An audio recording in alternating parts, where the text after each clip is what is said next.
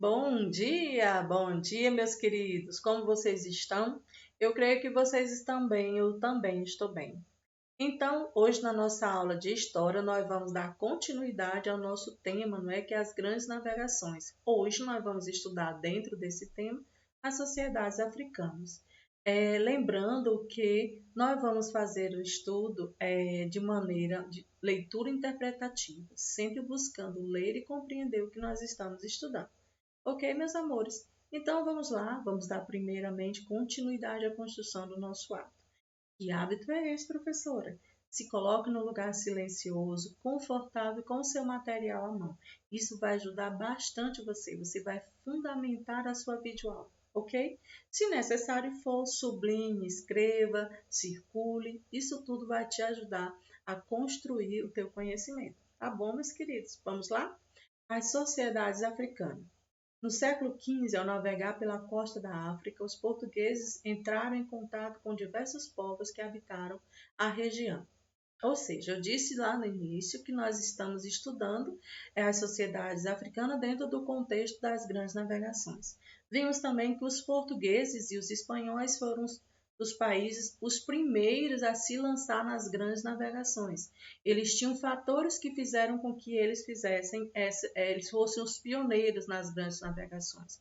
Então, no século XV, os portugueses contornando, vamos dizer, navegando pela costa da África, eles chegaram a essas regiões que nós vamos estudar, a essas sociedades que nós vamos estudar agora, certo? Cada povo africano tinha um modo de vida particular, com a sua própria língua e seus costumes. Esses povos tinham também diferente forma de se organizar politicamente. Ou seja, a chegada dos portugueses, eles constataram que cada uma daquelas sociedades, eles já tinham sua forma de se organizar, eles já estavam muito bem organizados, politicamente e culturalmente falando.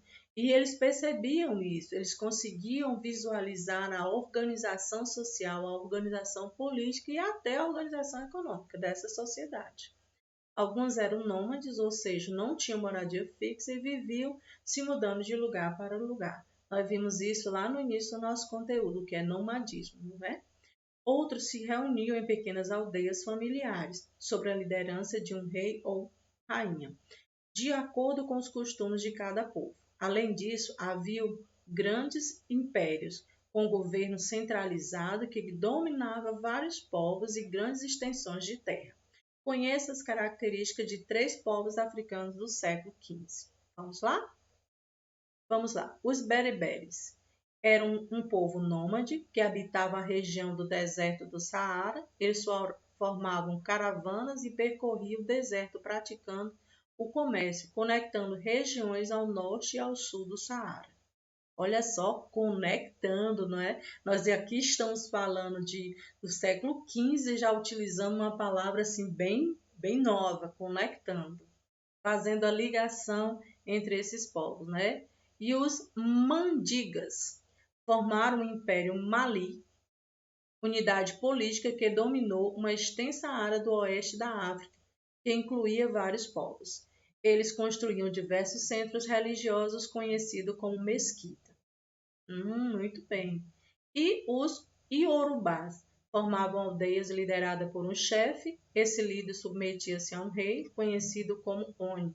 Os iorubá dominavam a metalúrgica e produziam obras de artes e instrumentos de metal. Vamos lá? As tradições culturais africanas. As sociedades africanas praticavam a agricultura, a pecuária, a caça e a pesca. Por favor, já vai sublinhando aí, ó. Agricultura, pecuária, caça e pesca. Também faziam trocas comerciais de produtos e desenvolviam técnicas artesanais de cerâmica, tecelagem e metalúrgica. Cultura. O que é cultura? Está aqui o conceito. Conjunto de conhecimentos, costumes, crenças e valores transmitido entre diferentes gerações de uma sociedade. Na África, a tradição oral era bastante valorizada. Importante a gente perceber a tradição oral. Professor, o que é isso? São aquelas conversas e as histórias que os ancião daquele povo contava que os idosos e os mais idosos, essa sociedade, elas valorizam, e até hoje elas valorizam o idoso, por conta que o idoso é uma verdadeira biblioteca viva, ambulante, não é? Eles têm na sua memória, nos seus relatos, nas suas vivências, histórias, e essas histórias trazem um aprendizado. Então, eles cultuavam e eles valorizavam muito os seus idosos por conta do conhecimento que eles tinham acumulado. Os griots eram pessoas responsáveis pela transmissão de informações de geração em geração. Eles narravam histórias, geralmente acompanhadas por música. As narrativas contadas pelos griots faziam parte das tradições das comunidades e representavam aspectos de sua história e costume. Vamos lá? Atualmente, a tradição oral e a figura do griot permanecem importantes nas culturas de matriz africana. Nós temos uma atividade, tá certo? Que faremos a correção da mesma, tá certo? Mas aqui nós vamos estudar, vamos entrar em outro título, em outro tema, que é diferente das grandes navegações. E aí nós vamos observar, até mesmo o título já muda, os estudos históricos. Aqui nós vamos compreender o que é a história, quais são os sujeitos da história, e nós vamos entender alguns conceitos de tempo. Isso vai fazer com que cada um de vocês compreenda, tá certo? Esses conceitos, o estudo da história. E aí a gente já vai aí já se preparando, já acumulando conhecimento que vai ser muito importante quando nós estivermos no 6º ano. Tá certo, meus amores? Você já parou para pensar como é possível termos tantas informações sobre as grandes navegações? Ah, olha só, século XV, século XIV e sobre tantos outros fatos que aconteceram centenas de anos atrás. Como é que a gente consegue tudo isso? Como é que os historiadores hoje eles produzem conhecimento dessa época? É sobre isso que nós vamos estudar também. Esses conhecimentos é possível por meio dos estudos históricos. Mas o que é história? História é o estudo das ações dos seres humanos em diferentes épocas e lugares. Ou seja, é o estudo das ações dos seres humanos ao longo do tempo. As transformações e também as permanências que acontecem no processo histórico deve-se à ação dos sujeitos históricos. Que são sujeitos históricos? Será que eu e você somos sujeitos históricos? Com certeza somos. Antigamente, muito antigamente, a historiografia, a história era muito contada a partir dos grandes, dos heróis, dos presidentes, dos chefes políticos dos países, dos grandes países. Hoje nós percebemos que a história ela envolve todas as pessoas. Não importa a sua classe social, a sua condição econômica, não importa. Nós todos somos sujeitos históricos. Então, vamos lá? Vou repetir. As transformações e também as permanências que acontecem no processo histórico devem-se à ação dos sujeitos históricos. Eles são pessoas ou grupo de pessoas que, com suas ações, promovem transformações na sociedade em que vivem. Ou seja, todos nós somos sujeito histórico. Nós somos sujeito histórico da nossa própria história, da história da nossa família, da história do nosso bairro, da história do nosso colégio e somos sujeito da história do nosso país. É muito bom, é muito interessante a gente conhecer e saber disso, que nós somos sujeitos históricos e nós construímos história.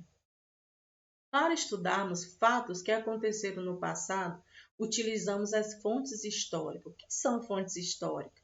É tudo aquilo que pode nos dar informações sobre o passado, como cartas, livros, diários, fotografias, selos, mapas, quadros, ferramentas e moedas.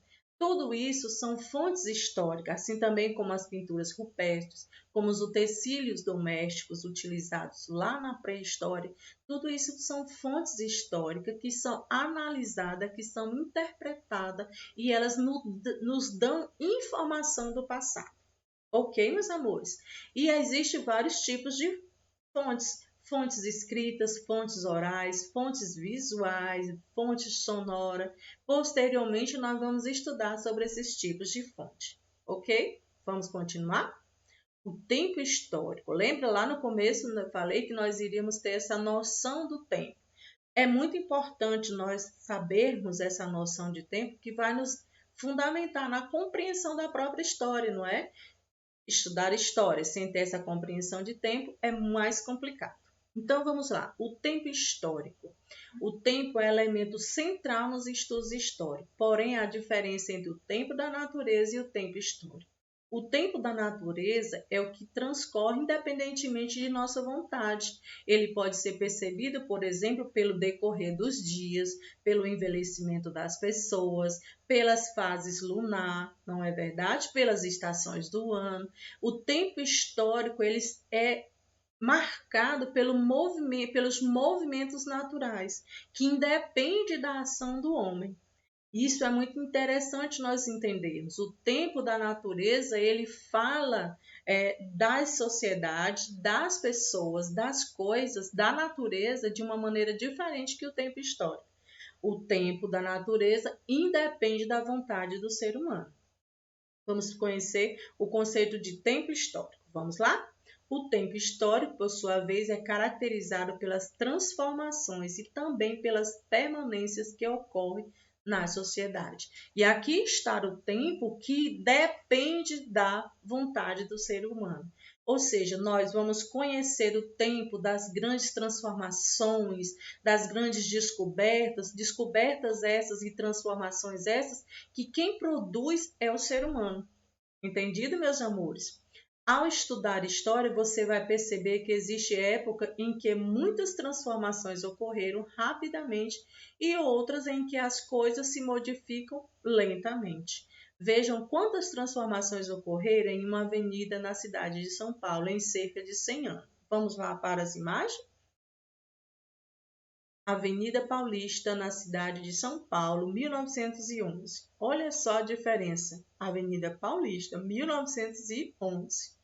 A mesma avenida, olha só, Avenida Paulista, ó, 2010. Olha só, imagine agora 2021, não é verdade? Você vai perceber essas imagens que são duas fotos. São duas imagens que são fontes históricas. Uma fonte histórica em 1919 que vai contar daquela época, do cotidiano dessa avenida, das pessoas que transitavam nessa avenida, dos automóveis daquela época, para você perceber que a história é algo dinâmico, mas que ela deixa rastros, vestígios. E aí a gente vai perceber, a partir da foto a gente vai fazendo a interpretação de tudo isso que eu falei, do cotidiano, do tipo de automóvel, do tipo de casas, de edifício que existia naquela época. Totalmente diferente de 2010 e totalmente diferente agora de 2021. Vamos lá? Vamos avançar? E aqui nós temos uma atividade que nos é proposta lá no roteiro e que eu espero que vocês realizem com muita alegria. Então, meus amores, essa foi a nossa aula de história. Espero que vocês tenham gostado. Espero que façam as atividades com êxito. Beijos e até a próxima!